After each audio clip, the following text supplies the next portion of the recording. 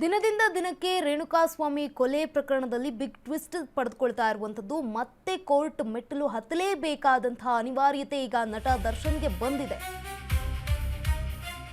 ಮತ್ತೆ ಕೋರ್ಟ್ ಮೆಟ್ಟಿಲು ಹತ್ತಬೇಕು ನಟ ದರ್ಶನ್. ರೇಣುಕಾಸ್ವಾಮಿ ಕೊಲೆ ಪ್ರಕರಣಕ್ಕೆ ಇದೀಗ ಮತ್ತೆ ಬಿಗ್ ಟ್ವಿಸ್ಟ್ ಸಿಗ್ತಾ ಇದೆ. ನಟ ದರ್ಶನ್ಗೆ ಕೋರ್ಟ್ನಲ್ಲಿ ಮತ್ತೆ ಹಿನ್ನಡೆಯಾಗಿದೆ. ಪ್ರಾಸಿಕ್ಯೂಷನ್ ಪರ ವಕೀಲರಿಂದ ಪಾರ್ಟಿ ಸವಾಲು ಕೋರಿ ಅರ್ಜಿ ಈಗ ಸಲ್ಲಿಕೆಯಾಗಿರುವಂತದ್ದು.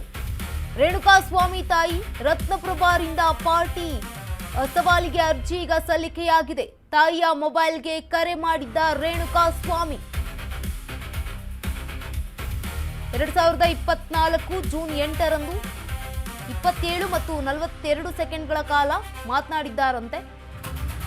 ಶೆಡ್ನಿಂದ ರೇಣುಕಾಸ್ವಾಮಿ ಕರೆ ಮಾಡಿದ ದಾಖಲೆಗಳು ಕೂಡ ಇವೆಯಂತೆ.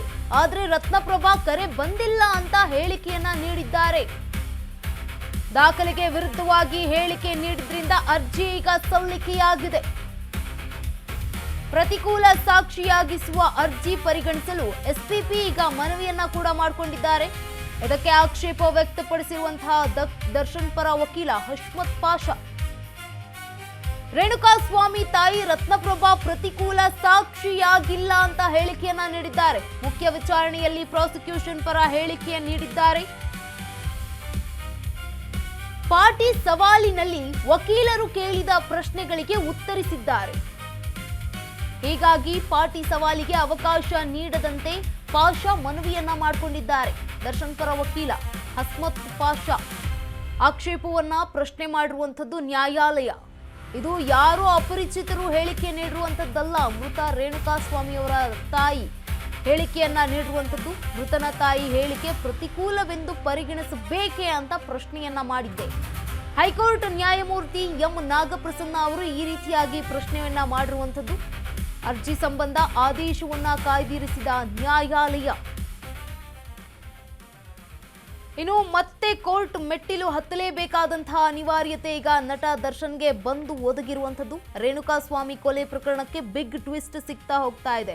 ನಟ ದರ್ಶನ್ಗೆ ಕೋರ್ಟ್ನಲ್ಲಿ ಮತ್ತೆ ಹಿನ್ನಡೆಯಾಗ್ತಾ ಇರುವಂತದ್ದು. ಪ್ರಾಸಿಕ್ಯೂಷನ್ ಪರ ವಕೀಲರಿಂದ ಪಾರ್ಟಿ ಸವಾಲು ಕೋರಿ ಈಗ ಅರ್ಜಿಯನ್ನ ಸಲ್ಲಿಕೆ ಮಾಡಲಾಗಿರುವಂತದ್ದು. ಅದು ಯಾರು ಅಂತಂದ್ರೆ ಮೃತ ರೇಣುಕಾಸ್ವಾಮಿ ತಾಯಿ ರತ್ನಪ್ರಭಾ ಅವರು ಈಗ ಪಾರ್ಟಿ ಸವಾಲಿಗೆ ಅರ್ಜಿಯನ್ನ ಸಲ್ಲಿಕೆ ಮಾಡಿದ್ದಾರೆ.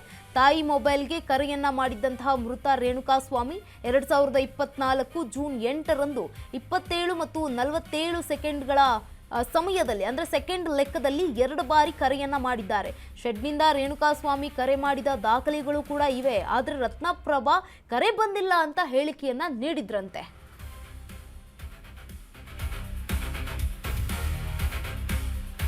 ಖುದ್ದು ಕೋರ್ಟ್ಗೆ ಹಾಜರಿ ಕೋರಿ ದರ್ಶನ್ ಪರ ವಕೀಲರ ಅರ್ಜಿ. 59ನೇ ಸೆಷನ್ ಕೋರ್ಟ್ನಲ್ಲಿ ದರ್ಶನ್ ಅರ್ಜಿ ವಿಚಾರಣೆ ಈಗ ನಡೀತಾ ಇದೆ. ನ್ಯಾಯಾಲಯಕ್ಕೆ ಆರೋಪಿಯ ಖುದ್ದು ಹಾಜರಿ ಅಗತ್ಯ ಇದೆ ಅನ್ನುವಂಥದ್ದು ಈಗ ಹೇಳಲಾಗ್ತಾ ಇದೆ. ವಿಚಾರಣೆ ಸಂಬಂಧ ದರ್ಶನ್ನಿಂದ ಮಾಹಿತಿ ತೆಗೆದುಕೊಳ್ಳಬೇಕಾಗಿದೆ. ಸಾಕ್ಷಿ ಹೇಳುವ ಮಾಹಿತಿ ಆಧರಿಸಿ ಮಾಹಿತಿ ಪಡೆದುಕೊಳ್ಳಬೇಕಾಗಿದೆ. ಜೈಲಿನಲ್ಲಿ ಭೇಟಿ ಆದಾಗ ಎಲ್ಲಾ ಮಾಹಿತಿ ಪಡೆಯೋದಕ್ಕೆ ಸಾಧ್ಯ ಇಲ್ಲ. ಆರೋಪಿಗೆ ವಿಚಾರಣೆಯಲ್ಲಿ ಭಾಗಿಯಾಗಿ ಮಾಹಿತಿ ನೀಡುವ ಹಕ್ಕಿದೆ. ಆರೋಪಿ ಕೋರ್ಟ್ಗೆ ಬಂದ್ರೆ ಕಾನೂನು ಸುವ್ಯವಸ್ಥೆ ಹಾಳಾಗಲ್ಲ. ಈ ರೀತಿಯಾಗಿ ವಾದವನ್ನ ಮಾಡ್ತಾ ಇರುವಂತದ್ದು.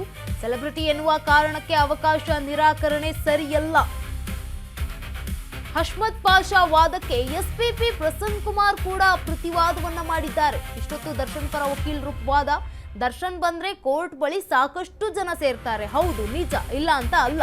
ಕಳೆದ ಬಾರಿ ಹಾಜರುಪಡಿಸಿದಾಗ ಇಡೀ ಕೋರ್ಟ್ ತುಂಬು ತುಳುಕ್ತಾ ಇತ್ತು. ಜನರೇ ಇದ್ರು. ಕೋರ್ಟ್ನಲ್ಲಿ ಉಸಿರಾಡೋದಕ್ಕೂ ಕೂಡ ಸಮಸ್ಯೆ ಆಗುವ ರೀತಿ ವಾತಾವರಣ ನಿರ್ಮಾಣ ಆಗಿತ್ತು. ಈ ಅಂಶಗಳನ್ನ ಕೋರ್ಟ್ ಪರಿಗಣಿಸಬೇಕು ಅಂತ ಎಸ್ಪಿಪಿ ಪ್ರಸನ್ನ ಕುಮಾರ್ ಅವರು ಪ್ರತಿವಾದವನ್ನ ಮಾಡಿದ್ದಾರೆ. ಇದಕ್ಕೆ ಪ್ರತಿವಾದವನ್ನ ಮಾಡಿದ ದರ್ಶನ್ ಪರ ವಕೀಲ ಹಷ್ಮತ್ ಪಾಷಾ ಮತ್ತು ವಾದವನ್ನ ಮಾಡುವಂತದ್ದು. ಈ ವಿಚಾರವಾಗಿ ಪ್ರಾಸಿಕ್ಯೂಷನ್ ಭದ್ರತೆ ವ್ಯವಸ್ಥೆಯನ್ನ ಮಾಡಿಕೊಳ್ಳಲಿ. ಏನೇ ಭದ್ರತೆಯನ್ನ ಮಾಡಿಕೊಂಡ್ರು ಅಷ್ಟೇ ಅಲ್ಲಿ ಜನ ಸೇರ್ತಾರೆ. ಆರೋಪಿ ತಲೆ ಮರೆಸಿಕೊಂಡಿದ್ದಲ್ಲಿ ಮಾತ್ರ ಗೈರು ಹಾಜರಿಯಲ್ಲಿ ವಿಚಾರಣೆ. ಆರೋಪಿ ಕಸ್ಟಡಿಯಲ್ಲಿರುವಾಗ ಖುದ್ದು ಹಾಜರಿ ಅಗತ್ಯ ಅಂತ ಪಾಷಾ ಈಗ ಹೇಳಿರುವಂತದ್ದು. ಪಾಷಾ ಮನವಿ ಪುರಸ್ಕಾರ, ದರ್ಶನ್ ಹಾಜರಿಗೆ ಅವಕಾಶ ಅನ್ನುವಂಥದ್ದು.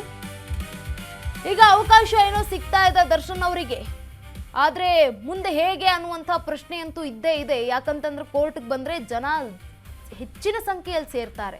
ಸೆಲೆಬ್ರಿಟಿ ಅನ್ನುವ ಕಾರಣಕ್ಕೆ ಅಥವಾ ದರ್ಶನ್ ಈಗ ಕೋರ್ಟ್ಗೆ ಬಂದ್ರು ಅನ್ನುವಂತಹ ಕಾರಣಕ್ಕೆ ಒಟ್ನಲ್ಲಿ ಜನ ಅಂತರೂ ಸೇರ್ತಾರೆ. ಕ್ರೇಜ್ ಅಷ್ಟಿದೆ, ಇಲ್ಲ ಅಂತ ಅಲ್ಲ. ಆದರೆ ಉಳಿದ ಆರೋಪಿಗಳಿಗಾಗಿರ್ಬೋದು ಅಥವಾ ಬೇರೆ ಬೇರೆ ಏನು ಕಲಿಯೋದಕ್ಕೆ ಬಂದಿರುವಂತಹ ಏನು ವಕೀಲರು ಇರ್ತಾರಲ್ಲ, ಅವ್ರುಗಳಿಗೆ ತೊಂದರೆ ಆಗುತ್ತೆ, ಇವ್ರಿಗೂ ಕೂಡ ತೊಂದರೆ ಆಗುತ್ತೆ, ಇಲ್ಲ ಅಂತ ಅಲ್ಲ.